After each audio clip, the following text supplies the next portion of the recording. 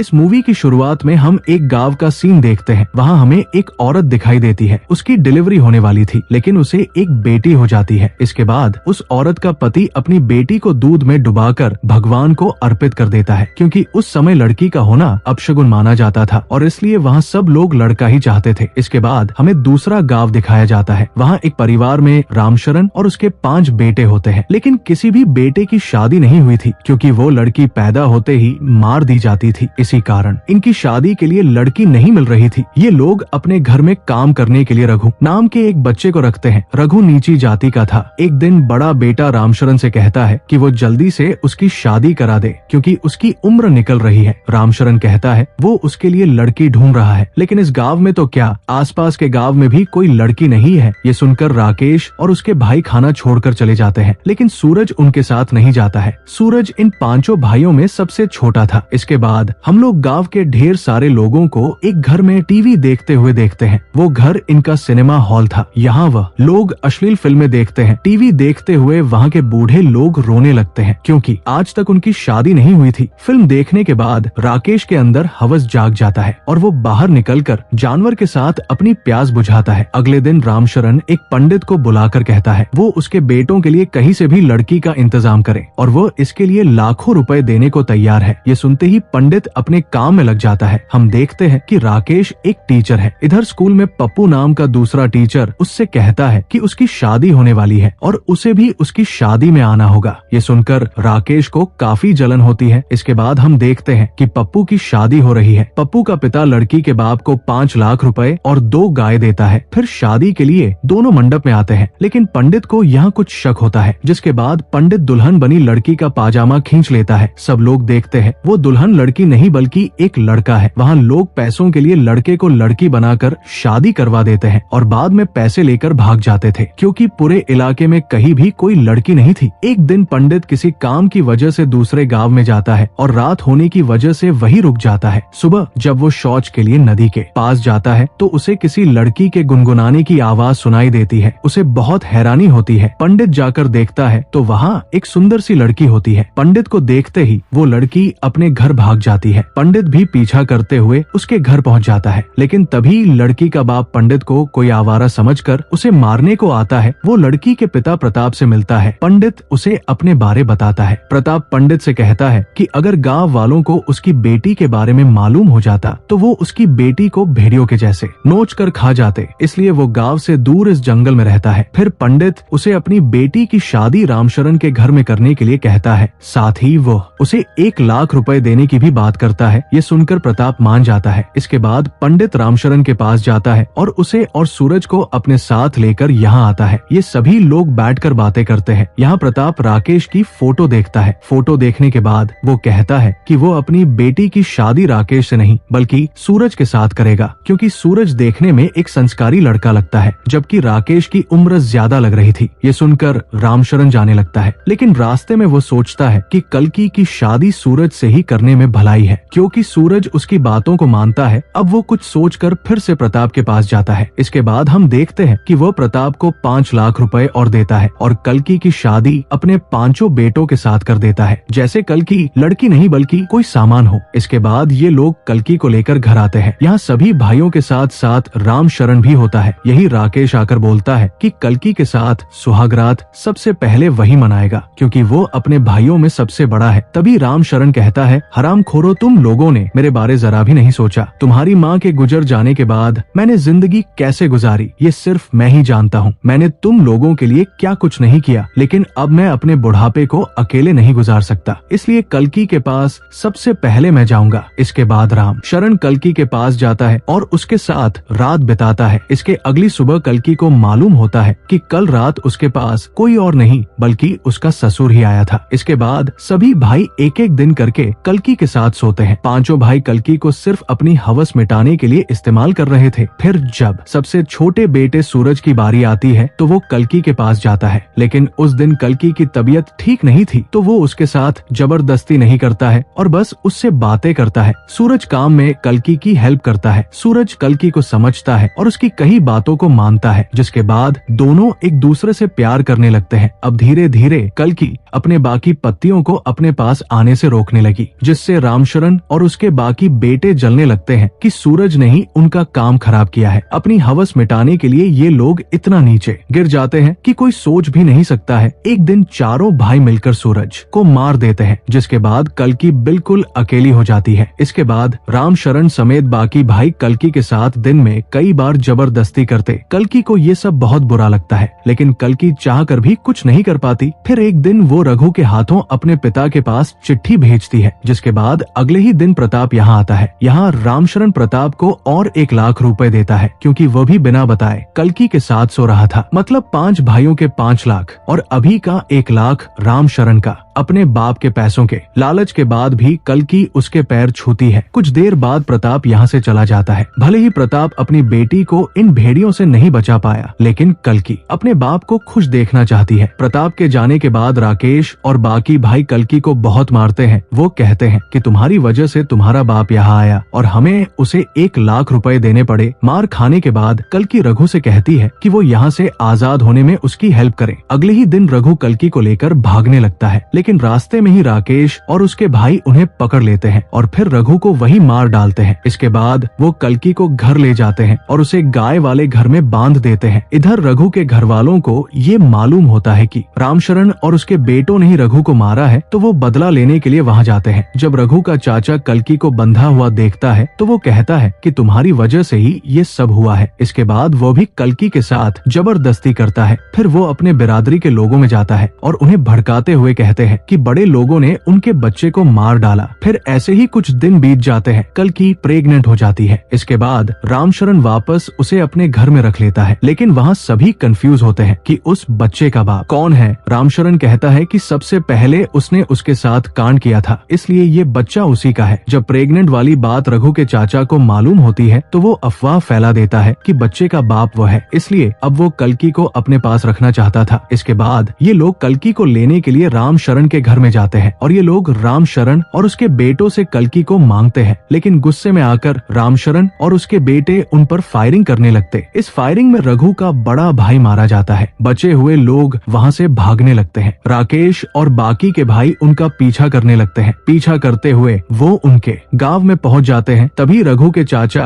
अपने बहुत सारे लोगों को लेकर इन पर हमला कर देता है और वो सबको मार देता है। इधर रामशरण को ये सब मालूम होता है और उसे इस बात से बहुत गुस्सा आता है। वो गुस्से में कल्कि को जलाकर मारने वाला होता है। उसका मानना था कि ये सब कुछ कल्कि के वजह से ही हो रहा है। वो जैसे ही कल्कि को जलाने वाला होता है, तभी उनका नया नौकर जो रघु की जगह आया था, चाकू लेकर रामशरण को मार देता है। वही गांव के लोग भी एक दूसरे के साथ लड़ते हुए मारे जाते हैं। फिर कुछ दिन बाद कल्कि की बेटी होती है। अपनी बेटी को देखकर कल्कि दुखी होने के बजाय बहुत खुश होती है। इस मूवी में इंसानों की हैवानियत को दिखाया गया है। यहाँ लड़की होने पर लोग उसे अपशगुन मानते थे, लेकिन बिस्तर में उन्हें वही लड़की चाहिए। इसी पॉइंट पर ये मूवी खत्म हो जाती है। ऐसी ही मूवीज के लिए आप हमें टेलीग्राम और इंस्टाग्राम पर फॉलो कर सकते हैं, जिसका लिंक डिस्क्रिप्शन में दिया हुआ है। और मूवी अच्छी लगी हो तो एक लाइक जरूर कर देना और ऐसे ही मूवीज के लिए हमारे चैनल को जरूर सब्सक्राइब कर। तो मिलते हैं हमारे नए वीडियो में।